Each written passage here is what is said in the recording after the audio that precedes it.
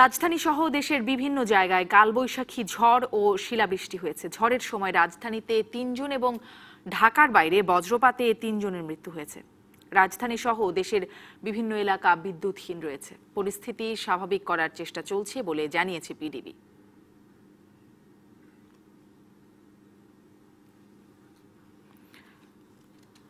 রাজধানীর সব বহুতল ভবনের অগ্নি নিরাপত্তা ব্যবস্থা খতিয়ে দেখতে কাল থেকে রাজুক ১৫ দিনের অনুসন্ধান শুরু করবে বলে জানিয়েছেন গৃহায়ন ও গণপূর্তমন্ত্রী শ.ম. রেজাউল করিম।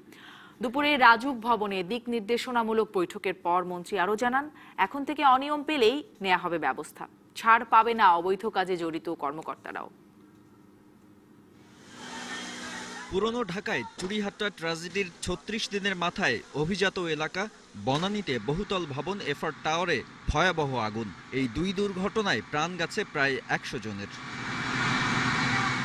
এই প্রেক্ষাপটে রাজুক ভবনে কর্মকর্তাদের সঙ্গে প্রায় ১.৫ ঘন্টার দিক নির্দেশনামূলক বৈঠক করেন গণপূর্তমন্ত্রী। পরে সংবাদ মাধ্যমের মুখোমুখি হয়ে আগুনে প্রাণহানিতে সরকারি বিভিন্ন প্রতিষ্ঠানের দায় স্বীকার করে বলেন, আর কোনো অনিয়ম সহ্য করা হবে না। যেটা অনুমোদনহীন সে বিল্ডিং ভেঙে ফেলতে হবে। এফআর টাওয়ারের অগ্নি নিরাপত্তা ব্যবস্থা ও নকশায় নানা অনিয়মের চিত্র তুলে ধরে এর জন্য দায়ী রাজুক কর্মকর্তাদের বিচারের আওতায় আনার প্রতিশ্রুতি দেন মন্ত্রী। মামলায় কিন্তু কারো নাম নাও থাকতে পারে।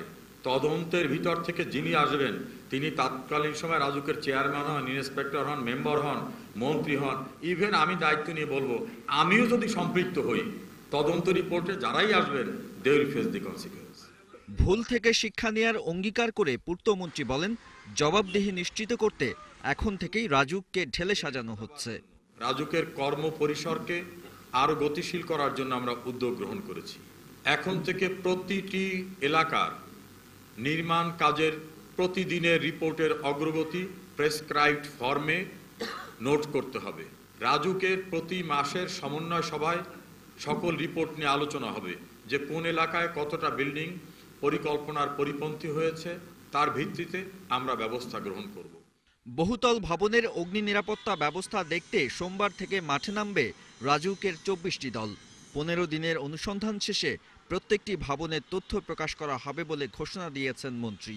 দেশের মানুষের জানা দরকার যে অর্থলোভী মানুষরূপী নরপিশাচ কারা। যে সকল বিষয়গুলি সন্নিবেশিত থাকলে বিল্ডিংটি নিরাপদ, বাস উপযোগী, ব্যবহার উপযোগী, পরিবেশ সম্মত থাকবে, এর একটি কন্ডিশন ফুলফিল না হওয়া পর্যন্ত অকুপেন্সি সার্টিফিকেট ইস্যু করা হবে না, বিল্ডিং ব্যবহার করতে দেওয়া হবে না। এই অনুসন্ধানের পর ইমারত নির্মাণ বিধিমালা বাস্তবায়নে কাজ শুরুর কথা জানান পূর্তমন্ত্রী। সকলকেই বিল্ডিং কোডের আওতায় আনার জন্য নাদিম মাহমুদ, ডিবিসি নিউজ, ঢাকা। শুরুতেই যে খবরটি বলছিলাম, রাজধানী সহ দেশের বিভিন্ন জায়গায় কালবৈশাখী ঝড় ও শিলাবৃষ্টি হয়েছে। দেখে নেব এই সংক্রান্ত খবরটি। রবিবার বিকেল থেকেই আকাশে মেঘ জমতে শুরু করে। সন্ধ্যা 6:30টায় শুরু হয় কালবৈশাখী ঝড়। ঝড় ও মুষলধারে বৃষ্টি চলে প্রায় ২০ মিনিটের মতো। ঝড়ের সময় রাজধানীর নয়াপল্টন, মণিপুরিপাড়া ও শেওড়াপাড়ায় ইট ও গাছ ভেঙে পড়ে এক নারীসহ ৩ জন নিহত হয়েছে। হেয়ার রোডে একটি প্রাইভেট কার ও সিএনজির ওপর গাছ ভেঙে পড়ে। কেউ হতাহত না হলেও যান চলাচল বন্ধ হয়ে তীব্র যানজটের সৃষ্টি হয়। ঝড় বৃষ্টির সাথে অনেক এলাকায় শিলাবৃষ্টিও হয়েছে। বৃষ্টিতে গরমের তীব্রতা কমে স্বস্তি নেমে এলেও অফিস শেষে ঘরে ফেরা মানুষকে পড়তে হয় বিপাকে। অনেক এলাকায় বৈদ্যুতিক তার ছিঁড়ে অন্ধকার হয়ে যায়। এদিকে মৌলভীবাজারের কমলগঞ্জ ও কিশোরগঞ্জের ইটনায় বজ্রপাতে 2 বোন সহ 3 জনের মৃত্যু হয়েছে, আহত হয়েছে 2 জন। কিশোরগঞ্জের ইটনায় খেতে কাজ করার সময় বজ্রপাতে এক কৃষকের মৃত্যু হয়। চুয়াডাঙ্গায় কালবৈশাখী ঝড়ের সঙ্গে শিলাবৃষ্টিও হয়েছে। Fahmida Shampa, DBC news.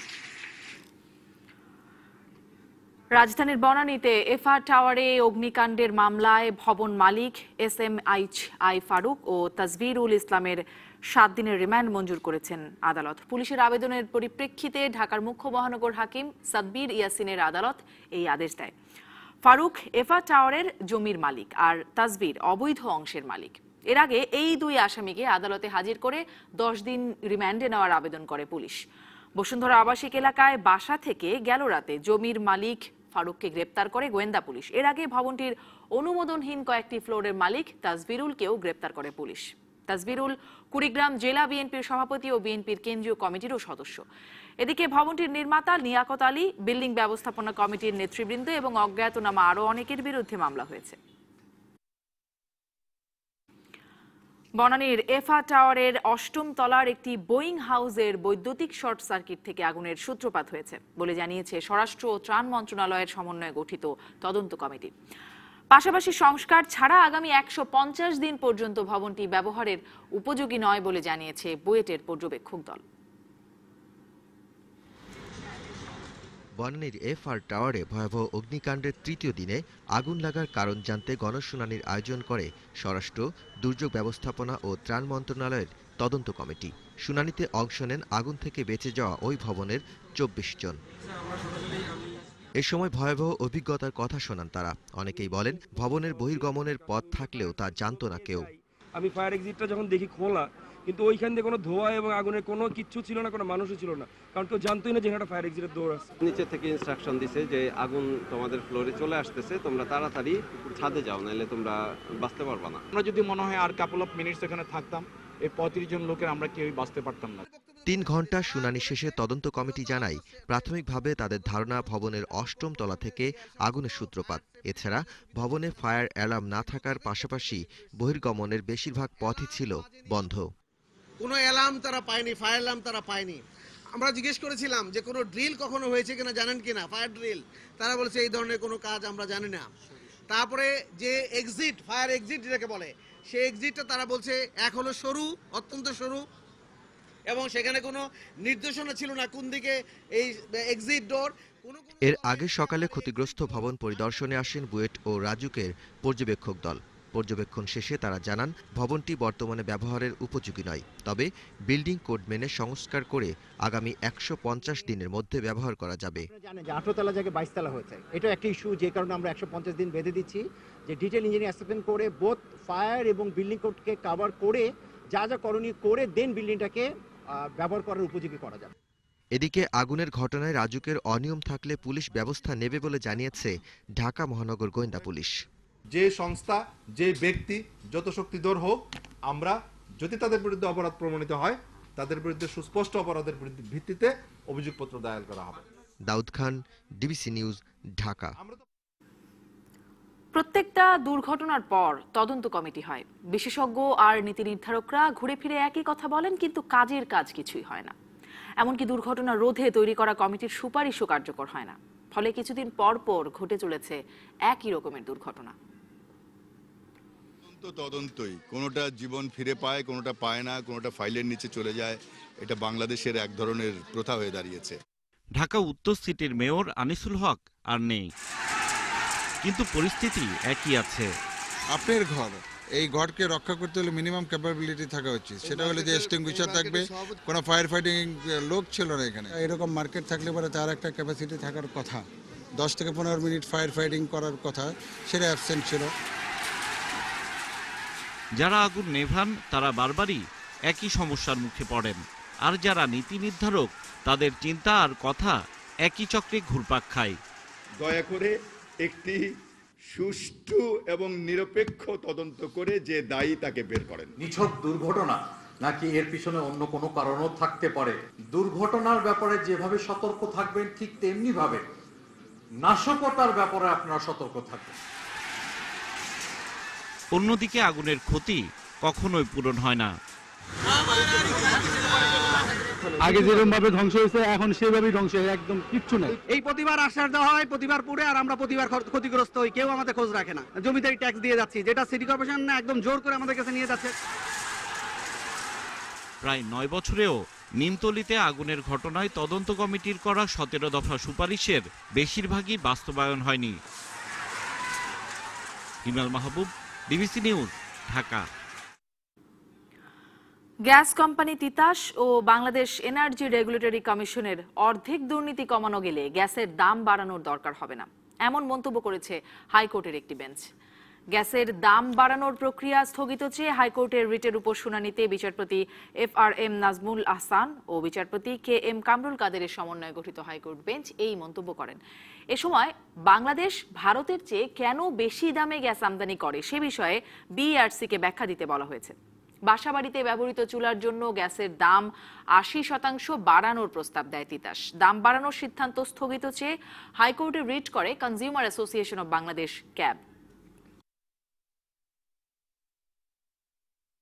দুর্নীতি যদি 50% হলেও কমানো যেত তাহলে আজকে গ্যাসের দাম বৃদ্ধি করা কিংবা সরকারকে যে ভর্তুকি দিতে হচ্ছে আজকে সেই ভর্তুকি দেওয়ার কিন্তু ঘটনাগুলো ঘটতো না। দুদকের প্রতিবেদনে উঠে আসছে পেট্রোবাংলা নিজেই দুর্নীতিগ্রস্ত, তাহলে তারা তাদের যে লাইসেন্সি যারা আছে তাদের দুর্নীতি তাহলে কিভাবে তারা ঠেকাবেন? ন্যাশনাল টেন্ডারের মাধ্যমে এলএনজিটা আমদানি করা হয়, সেটা কখন আমদানি করা হয়েছে, তখন ইন্টারন্যাশনাল প্রাইস কত ছিল, সবকিছু বিবেচনায় নিয়ে আমরা একটা সিদ্ধান্তে আসতে পারি যে বাংলাদেশ আদৌ বেশি পরিশোধ করেছে এলএনজি প্রাইস বা কম পরিশোধ করেছে। পেট্রোবাংলা বা কারোরই সেই ক্ষমতা নাই যে দুর্নীতি দমন কমিশন কোনো বিষয়ে ইনকোয়ারি করবে আর সেটা তারা ধামাচাপা দিয়ে রাখবে বা তারা সহযোগিতা করবে না। দেশের বিভিন্ন জায়গায় বৈরী আবহাওয়া নিয়ে আবহাওয়া অফিসে ডিবিসি নিউজের সঙ্গে কথা বলছেন আবহাওয়াবিদ রুহুল কুদ্দুস। আমরা সরাসরি যাচ্ছি সেখানে।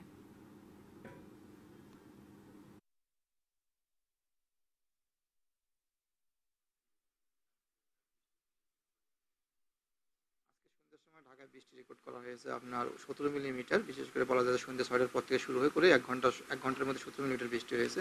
তাছাড়া বাতাস ঝড়ো বাতাস রেকর্ড করা হয়েছে আপনার ঘন্টায় 74 কিলোমিটার এবং বলা যায় যে এবং তাছাড়া অন্যত্র আপনার বিশেষ করে ফরিদপুর আমাদের যে অবজারভেটরি রয়েছে ফরিদপুর, রাজশাহী, সিলেট এবং এইসব জায়গায় আপনার কালবৈশাখী রেকর্ড করা হয়েছে। বিশেষ করে এইসব জায়গায় আপনার বাতাসের গতিবেগ ছিল আপনার রাজশাহীতে 41 কিলোমিটার পার আওয়ার, আপনার ফরিদপুরে আপনার 48 কিলোমিটার প্রতি ঘন্টায় এবং সিলেটে আপনার 56 কিলোমিটার প্রতি ঘন্টায় বাতাস ছিল। বর্তমানে এই ঝড়টি যে সন্ধ্যার সময় যে ঝড়টি ঢাকার উপরে ছিল এখন বর্তমানে আপনার বরিশাল, নোয়াখালী, কুমিল্লা, চট্টগ্রাম এবং পটুয়াখালীর উপর অবস্থান করছে এবং এই ঝড়টি বলা যায় আরও ঘন্টাখানেক এর মতো থাকার সম্ভাবনা রয়েছে।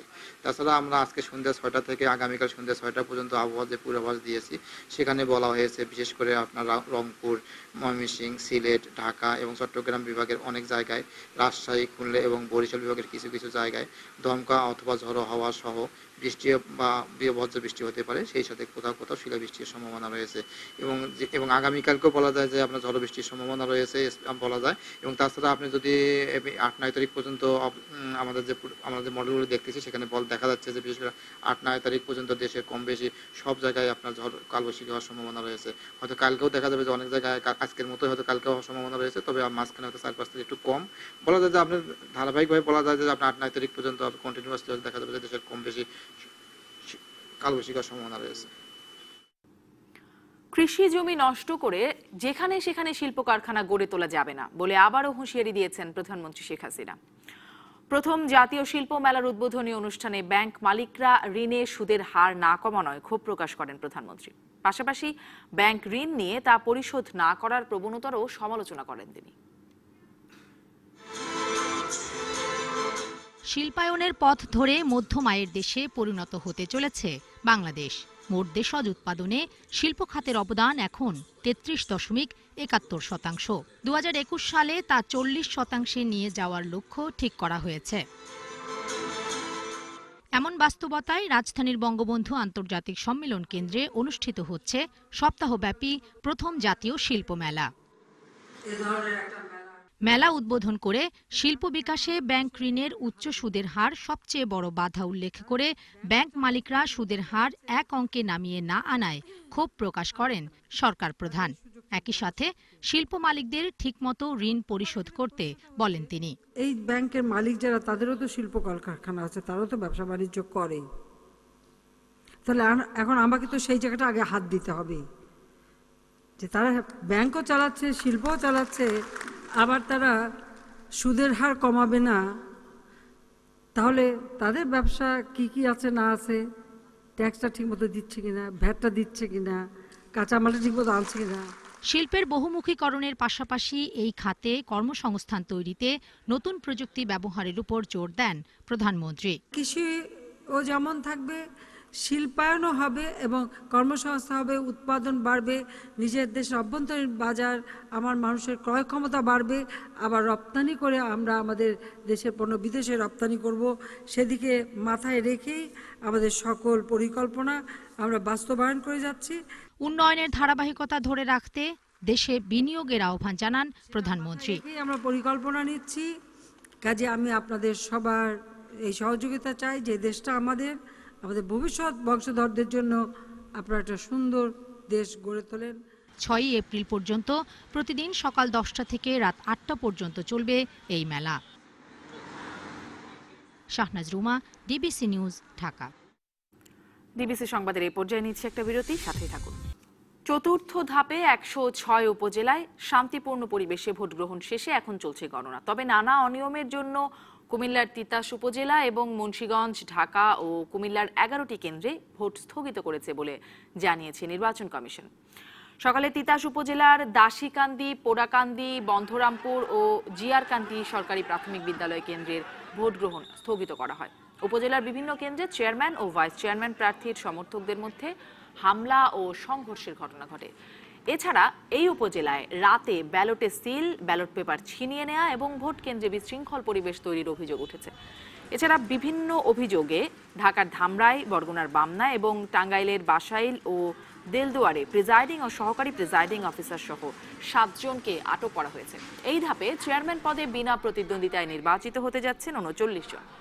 ফেনী সদর, কক্সবাজার সদর, ময়মনসিংহ সদর, মুন্সিগঞ্জ সদর, বাগেরহাট সদর এবং পটুয়াখালী সদরে ভোট নেওয়া হয়েছে ইভিএম পদ্ধতিতে।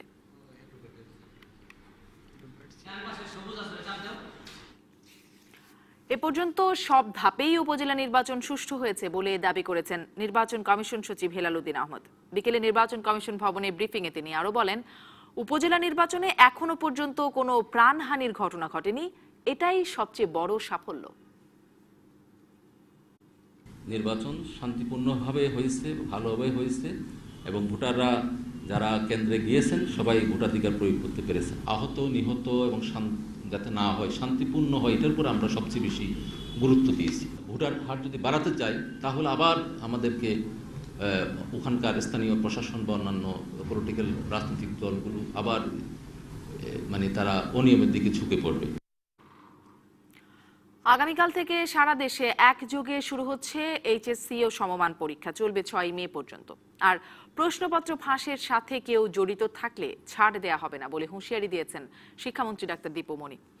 8টি সাধারণ এবং মাদ্রাসা ও কারিগরি শিক্ষা বোর্ডের অধীনে এবার অংশ নিচ্ছে 13,51,505 জন। এর মধ্যে ছাত্র 6,64,496 জন এবং ছাত্রী 6,87,009 জন। এবারও পরীক্ষা শুরুর 30 মিনিট আগে সব পরীক্ষার্থীকে অবশ্যই পরীক্ষার হলে প্রবেশ করে আসন নিশ্চিত করতে হবে। ভারপ্রাপ্ত কর্মকর্তা ছাড়া পরীক্ষা কেন্দ্রে কেউ মোবাইল ফোন বা ইলেকট্রনিক ডিভাইস ব্যবহার করতে পারবেন না। এদিকে সকালে চট্টগ্রামে এক অনুষ্ঠানে শিক্ষামন্ত্রী সাংবাদিকদের জানান, প্রশ্নপত্র ফাঁস রোধে গোয়েন্দা নজরদারি রয়েছে। এছাড়া আগামী 6 মে পর্যন্ত সব ধরনের কোচিং সেন্টার বন্ধ থাকবে। প্রশ্ন ফাঁস হবে না ইনশাল্লাহ আশা করি।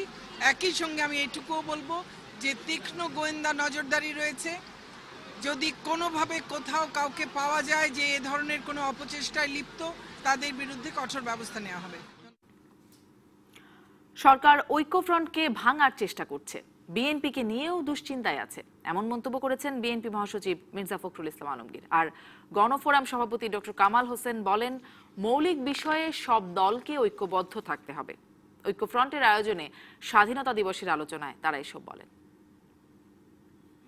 প্রাপ্য যে জামিন, সেই জামিন তাকে না দিয়ে তাকে আজকে ধীরে ধীরে মৃত্যুর দিকে ঠেলে দেওয়া হচ্ছে। জনগণের অধিকার পুনরুদ্ধার করার জন্য আমরা এই ঐক্য গঠন করছি, ঐক্যফ্রন্ট গঠন। আজকে সরকার চেষ্টা করছে এই ঐক্যকে ভেঙে ফেলার জন্য। বঙ্গবন্ধু যে জাতির পিতা, ওনার নেতৃত্বে স্বাধীনতা সংগ্রাম হয়েছিল, দেশ স্বাধীন হয়েছিল এবং সেই মর্যাদা নিয়ে উনি এখনো আছেন। ওনাকে নিয়ে কোনো রকমের বিতর্ক হোক, এটা আমরা কেউ চাইতে পারি না। সবাই ঐক্যবদ্ধ হলে দেশে প্রকৃত অর্থে গণতন্ত্র প্রতিষ্ঠা করতে পারব। গ্রিন লাইন বাসের চাপায় পা হারানো রাসেলকে 50 লাখ টাকা দিতে নির্দেশ দিয়েছে হাইকোর্ট। 3রা এপ্রিলের মধ্যে রাসেলকে টাকা দিয়ে হাইকোর্টে প্রতিবেদন দাখিলেরও নির্দেশ দেওয়া হয়েছে। শুনানিতে প্রধান বিচারপতি সৈয়দ মাহমুদ হোসেন বলেন, বেপরোয়া বাস চালকদের কোনো ছাড় দেয়া হবে না।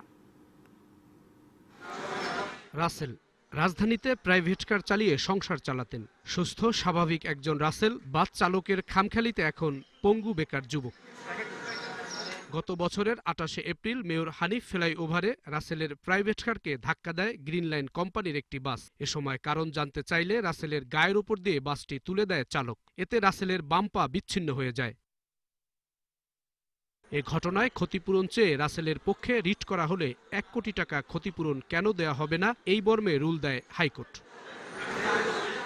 গত 12ই মার্চ রুলের শুনানি করে রাসেলকে 50 লাখ টাকা ক্ষতিপূরণ দিতে নির্দেশ দেয় হাইকোর্ট। এই আদেশের বিরুদ্ধে আপিল করে গ্রিন লাইন কর্তৃপক্ষ। রবিবার প্রধান বিচারপতি সৈয়দ মাহমুদ হোসেনের নেতৃত্বে 4 বিচারপতির আপিল বেঞ্চ গ্রিন লাইন কর্তৃপক্ষের আবেদন খারিজ করে হাইকোর্টের আদেশ বহাল রাখেন। এ সময় প্রধান বিচারপতি বলেন, বেপরোয়া বাস চালকদের কোনোভাবেই ছাড় দেওয়া হবে না। এই বর্তমান যে হালনাগাদ যে দুর্ঘটনা ঘটছে সেটি যান্ত্রিক দুর্ঘটনা না, সেটি ইচ্ছাকৃতভাবে দুর্ঘটনা। এবং এখানে এই যে বিজ্ঞ সিনিয়র আইনজীবী তার 50 লক্ষ টাকা ক্ষতিপূরণ কমিয়ে নিচে আরও অল্প পরিমাণ ক্ষতির আবেদন করলে সেটা অ্যাপিলেট ডিভিশন প্রধান বিচারপতি সহ অন্যান্য বেঞ্চ সেটা নাকচ করে দেয়। পা হারানো রাসেল জানান, গ্রিন লাইন বাস কোম্পানি তার কোনো খোঁজ নেয়নি। তুলে ধরেন সংসারের দুরবস্থাও। দুর্যোগভাবে চলতেছে আমার দিনযাপন, মানে বড় কষ্টের ভিতরে আছে। মেডিসিনগুলা কন্টিনিউ 10 দিন পর পর 4000 টাকার করে মেডিসিন খেতে, এই টাকাটা আমার পক্ষে এখন আর করা সম্ভব হয় না। যে রায়টা দিছে এই রায়টা বাস্তবায়ন হলে কিছুটা হয়তো আমার পরিবর্তন আসতে পারে। সামরিক দিক দিয়ে তা আমি পাবো না। হাইকোর্টও বিষয়টি শুনানির জন্য দিন ধার্য ছিল। বিচারপতি FRM নাজমুল আহসান ও বিচারপতি কামরুল কাদেরের হাইকোর্ট বেঞ্চ 3রা এপ্রিলের মধ্যে রাসেলকে 50 লাখ টাকা ক্ষতিপূরণ দিতে নির্দেশ দেয়। 3 এপ্রিলের মধ্যে বুধবার 50 লাখ টাকা দিয়ে তারপরে কোর্টে এসে বৃহস্পতিবারে জানাতে বলছে যে এর বাইরে কোনো ব্যত্যয় হওয়া যাবে না এবং আদার্স যা আছে সব দিতে বলছে। রাসেলের অন্য পায়ে অস্ত্রোপচারের প্রয়োজন হলে এবং কাটাপড়া পায়ের সর্বাধুনিক প্রযুক্তির কৃত্রিম পা লাগানোর খরচ গ্রিন লাইন কর্তৃপক্ষকে বহন করতে নির্দেশ দিয়েছে high court. Zahid Hasan, DBC news, Dhaka. DBC সংবাদের এই পর্যায়ে নিচ্ছে আরও একটা বিরতি, সাথেই থাকুন। 3, 7.5 এবং 10% কর হার রেখে আগামী বাজেটে কার্যকর হচ্ছে ভ্যাট আইন। বিকেলে ব্যবসায়ীদের সাথে আলোচনায় এই তথ্য জানান অর্থমন্ত্রী। কর হার সংশোধনের ফলে ভ্যাট বাবদ রাজস্ব আদায় আরও বাড়বে বলে আশা করছেন তিনি। আলোচনায় রাজস্ব বোর্ড চেয়ারম্যান জানান, আগামী অর্থ বছরে টার্নওভার ট্যাক্স মুক্ত বিক্রির সীমাও বাড়ানো হবে। 1 জুলাই থেকেই কার্যকর হচ্ছে নতুন ভ্যাট আইন। সিদ্ধান্তটা পুরনো হলেও আপত্তি ছিল একক 15% হার নিয়ে। ব্যবসায়ীদের দাবি ছিল কয়েক স্তরের হার ঠিক করার। তাদের দাবি মেনে নেওয়ার কথাও জানিয়েছিলেন রাজস্ব বোর্ড চেয়ারম্যান। রবিবার বিকেলে NEC সম্মেলন কক্ষে ভ্যাট নিয়ে আলোচনায় অর্থমন্ত্রী জানিয়ে দিলেন 3টি হারে আদায় করা হবে ভ্যাট। 5, 7.5 এবং 10, এবং সেখানে আইটেমগুলো কোনটাতে 5% হবে, কোনটা 7.5 হবে, কোনটা 10 হবে, এগুলো সবগুলো ওয়েল ডিফাইন্ড থাকবে। একটা শিডিউল তৈরি করব, শিডিউলগুলো অ্যানেক্সার হিসেবে থাকবে আইনের সাথে, সুতরাং সবাই জানতে পারবে কোন আইটেমের উপরে কত ট্যাক্স। ব্যবসায়ীদের দাবি মেনে করমুক্ত বার্ষিক বিক্রির সীমাও বাড়ছে বলে জানিয়েছেন রাজস্ব বোর্ড চেয়ারম্যান। আমরা যে থ্রেশহোল্ড একটা ছিল যে কোন পর্যন্ত ভ্যাট অব্যাহতি, সেই থ্রেশহোল্ডটা আমরা বাড়িয়েছি। টার্নওভার ট্যাক্স যেটি, সেটিকে আমরা আরেকটু রেশনালাইজ করেছি নিচের দিকে যারা আছে। আর আগামী অর্থ বছরের বাজেট 13ই জুন সংসদে উত্থাপন করবেন বলেও জানান অর্থমন্ত্রী। ব্যবসায়ীদের লাগে এমন কোনো উপকরণ আগামী বাজেটে ইনশাআল্লাহ আমরা রাখবো না। Arifur Rahman, DBC news, Dhaka. জানাবো সংস্কৃতির খবর।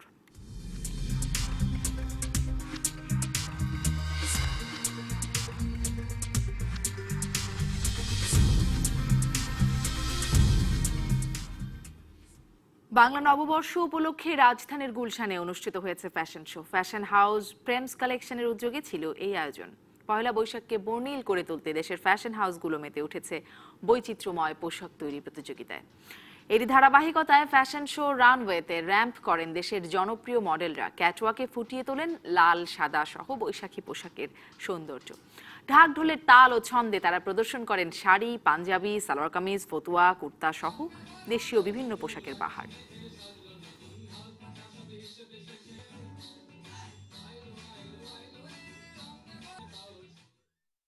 সব রকমের মানুষরা, নারী পুরুষ সবাই মিলে যে এই উৎসবটাকে এখন পালন করে, এই যে একটা ট্র্যাডিশন, ঐতিহ্য তৈরি হয়েছে, কেউ বটন মূল্যে যাক বা না যাক, আমি দেখেছি যে প্রতি বাড়িতেই কিন্তু কেউ কাউকে নতুন কাপড় দিচ্ছে এবং সেটা পরছে, পরে উৎসবটাকে তারা পালন করছে, উৎসবটা আনন্দমুখর হয়ে উঠছে। দিনাজপুরের পার্বতীপুরে বাহা পরবের মধ্য দিয়ে হয়ে গেল সাঁওতালদের ঋতুরাজ বসন্ত বরণ উৎসব। 2 দিনের উৎসবে নিজস্ব সংস্কৃতি, ঐতিহ্য, পূজা অর্চনায় ও নাচে গানে মেতে ওঠেন সাঁওতালরা। বাঙালির বসন্ত শেষ পর্যায়ে হলেও ঐতিহ্য অনুযায়ী নিজস্ব সংস্কৃতির নানা আয়োজনে ঋতুরাজকে বরণ করল পার্বতীপুরের সাঁওতালরা। বাহা মানে ফুল বা কুমারী কন্যা, আর পরব মানে উৎসব। খোপায় নানা রঙের ফুল গুজে নাচে গানে নারীরা মাতেন বাহা পরবে। এ উৎসবের মধ্য দিয়ে ঋতুরাজ বসন্তকে বরণ করে সাঁওতাল নারীরা, খোপায় দেয় সারজম ফুল।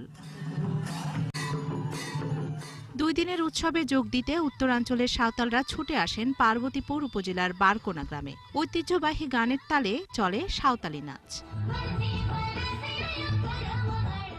বাহা উৎসবে সাঁওতাল নারীরা নিজস্ব পোশাকে সেজে মেতে ওঠেন অন্যরকম আনন্দে। এটি প্রকৃতির একটি উৎসব এবং আমরা বসন্তকে স্বাগত জানাচ্ছি। এই দিনে আমাদের সাংস্কৃতিক অনুষ্ঠান করে আমরা, তারপরে মাথায় ফুল দেই। এই দিন চলে গেলে মনে দুঃখ লাগে। সাঁওতালদের দ্বিতীয় প্রধান উৎসব বাহা পরবের প্রথম দিন সকাল থেকে কাঁসার থালায় সিঁদুর, কলা, ধূপ ও নানা রকমের ফুল দিয়ে চলে পূজা অর্চনা। উৎসবের দ্বিতীয় দিন বাহা শিরদিতে সাঁওতাল শিল্পীদের পরিবেশনায় চলে মনোজ্ঞ সাংস্কৃতিক অনুষ্ঠান।